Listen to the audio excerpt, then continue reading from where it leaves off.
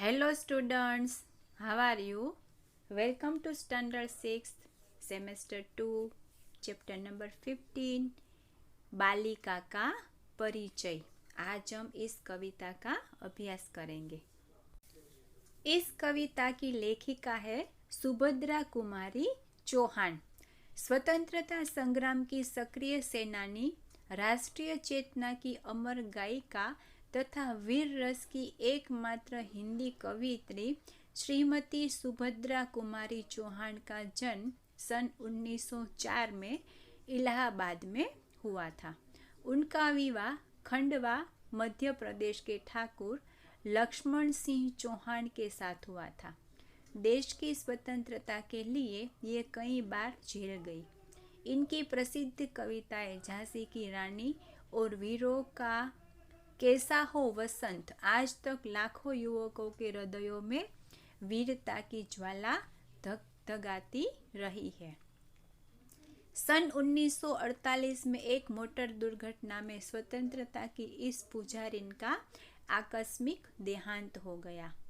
मुकुल और त्रिधारा, सीधे सादे चित्र तथा बिखरे मोती इनकी प्रसिद्ध काव्य रचनाएं हैं।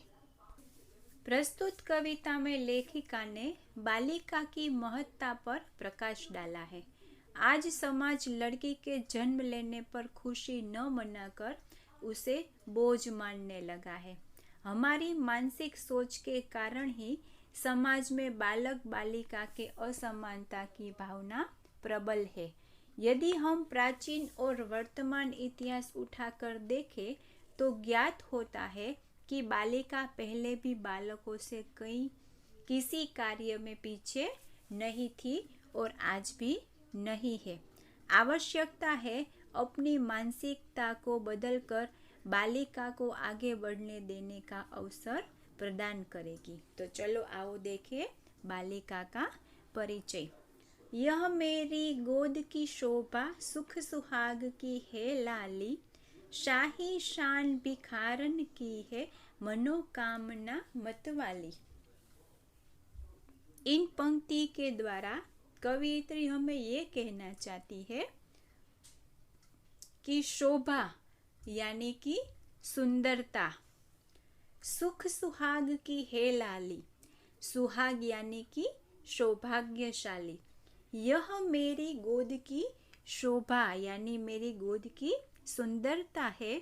मैं सौभाग्यशाली हूँ कि मुझे भगवान ने एक ऐसी प्यारी सी लाली यानी कि बेटी दी। शाही शान भिखारन की है, मनोकामना मतवाली। शाही शान मतलब जो राजा शान से निकलते हैं ना, उसी प्रकार ये भिखारन की भी शान है।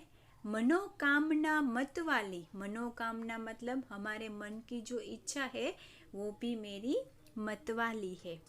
दीप शिखा है अंधकार की, घनी घटा की उजियाली, उषा है यह कमल भृंग की, है पतझड़ की हरियाली। दीप शिखा का अर्थ यहाँ बताया गया है कि दिए की लो, हम जो दिया करते हैं और उसमें से जो प्रकाश निकलता है और जो प्रकाश किसमें से निकलता है उसको लो कहते हैं।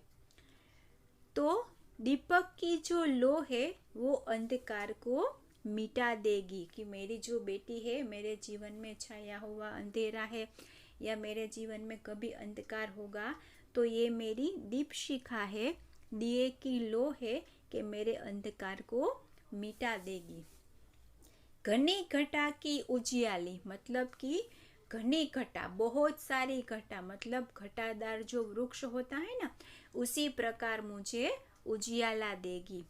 उषा है यह कमल भृंग की, है पतझड़ की हरियाली।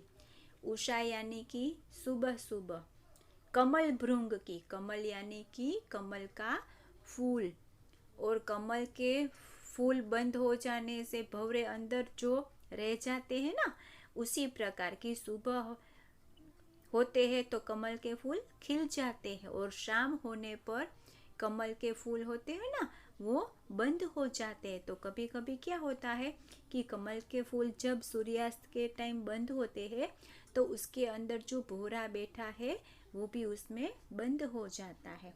हे पतझड़ की हरियाली। पतझड़ मतलब कि पतझड़ में सारे वृक्षों, सारे पेड़ों पर से पान नीचे गिर जाते हैं, मतलब कि सारे पान सूखकर नीचे गिर जाते हैं और एक भी पेड़ पर पत्ता नहीं दिखता है। लेकिन पतझड़ में भी मेरी बेटी मेरिया हरियाली बिछा देगी। सुधा धार यह नीरस दिल की, मस्ती मगन तपस्वी की, जीवन ज्योति नष्ट नयनों की, सच्ची लगन मनस्वी की।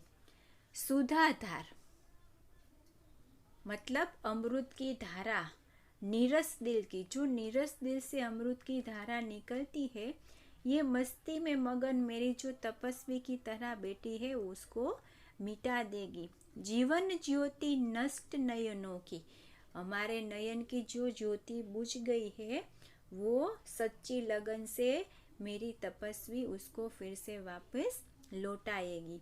बीते हुए बालपन की यह क्रीड़ा पूर्ण वाटिका है, वही मचलना वही किलकलना हंसती हुई नाटिका है।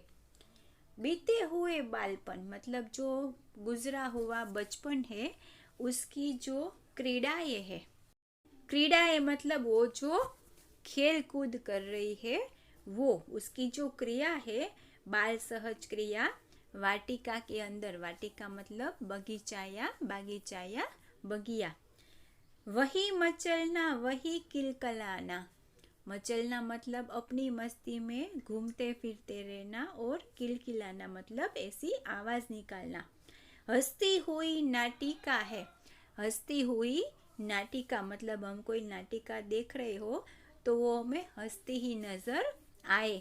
तो यहाँ पर एक माँ ने अपने कोख से जो एक बेटी जन्मी है उसका जो हमें परिचय दिया है वो वाकई में काबिले तारीफ है, कि उसको अपनी बेटी बोझ नहीं लग रही है और वो बता रही है कि वो किस प्रकार मेरा ध्यान रखेगी। तो स्टूडेंट्स, ये वीडियो यहीं पर ख़त्म हो रहा है।